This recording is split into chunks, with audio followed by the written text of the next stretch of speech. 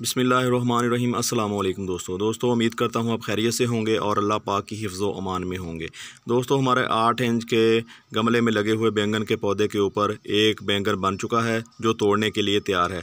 हमारे पौधे ने दोबारा ग्रोथ ले ली थी। दोबारा ग्रोथ लेने की एक बड़ी निशानी ये होती है कि यहाँ पे आपको एंड पे दिखाऊँ, जो शाखें होती हैं, जो ब्रांचें होती हैं, उनका कलर जो बैंगन के पर्पल कलर जामनी सा हो जाता है, थोड़ा सा गहरा हो जाता है। यहाँ पे आपको दिखाऊँ तो ये जो मैच्योर शाख होती है उसका कलर इस तरह का होता है, वाइट सा।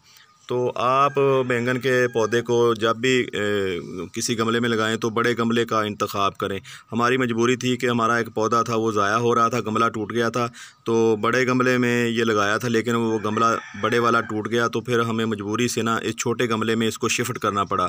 क्योंकि ये दोस्तों बैंगन का पौधा सारा साल ही आपको सब्ज़ी प्रोवाइड करता है और ये हैवी फीडर भी होता है। हैवी फीडर होने के लिए इसको बड़ा गमला चाहिए, ज़्यादा मिट्टी चाहिए।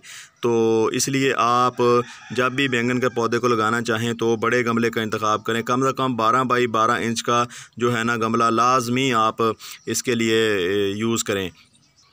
दोस्तों बैंगन का पौधा बहुत ही इजी टू ग्रो प्लांट होता है और ये बहुत ही ज़्यादा हार्डी प्लांट भी होता है।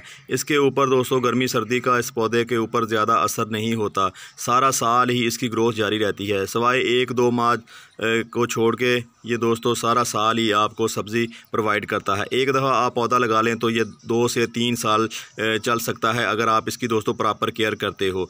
इसकी भी दोस्तों मिर्चों की तरह पहले पनीरी लगानी पड़ती है क्योंकि इसके सीड्स छोटे होते हैं। छोटे सीड वाले पौधों की सबसे पहले हम पनीरी तैयार करते हैं, जैसे टमाटर है, मिर्च है, बैंगन है और गोभी है। तो इनके सीड बहुत ही छोटे होते हैं, तो इसलिए इनकी पनीरी पहले तैयार करनी पड़ती है और पनीरी तैयार करने के बाद दोस्तों इनको दोबारा हम गमलों में या किसी दूसरी जगह पे ट्रांसफ़र करते हैं। दोस्तों अगर आप भी बैंगन का पौधा लगाना चाहते हैं तो इसकी पनीरी तैयार कर लें, क्योंकि बहुत ही आइडियल मौसम चल रहा है किसी भी पनीरी तैयार करने को। आप बैंगन की पनीरी तैयार कर सकते हो, टमाटर की और मिर्च की, शिमला मिर्च की, ये सारे। और इसमें दोस्तों आपको बताता जाऊं कि आप गोभी की पनीरी भी तैयार कर सकते हो। बहुत ही इन 3-4 सब्जियों के लिए बहुत ही आइडियल मौसम है। तो आप देर ना करें क्योंकि मौसम निकलता जा रहा है। जैसे आप जितनी आप देर करते जाएंगे तो उतनी ही हमारी जो फसल है वो पछेती होती जाएगी। पछेती फसल पे दोस्तों उस हिसाब से फ्रूटिंग नहीं होती।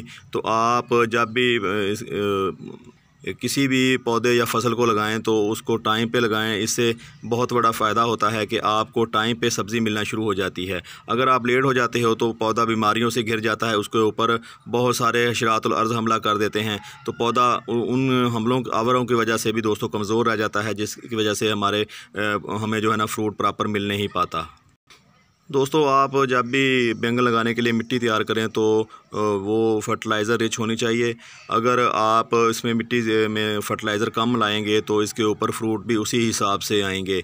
आपका पौधा फूल तो निकालेगा लेकिन वो फूल फल में कन्वर्ट नहीं हो पाएंगे, क्योंकि उनको उतना न्यूट्रिशन जो होगी वो नहीं मिल पाएगी। तो इसलिए दोस्तों आप जब भी पौधे को दोस्तों लगाना चाहें तो उसमें मिट्टी में दोस्तों आप जो है गोबर की खाद इसलिए मिलानी है कि उसकी जो है ना बढ़ोतरी हो सके, क्योंकि गोबर की खाद में दोस्तों ज़्यादा नाइट्रोजन होती है। नाइट्रोजन जो होती है वो पौधों की ग्रोथ बढ़ाने में मदद करती है।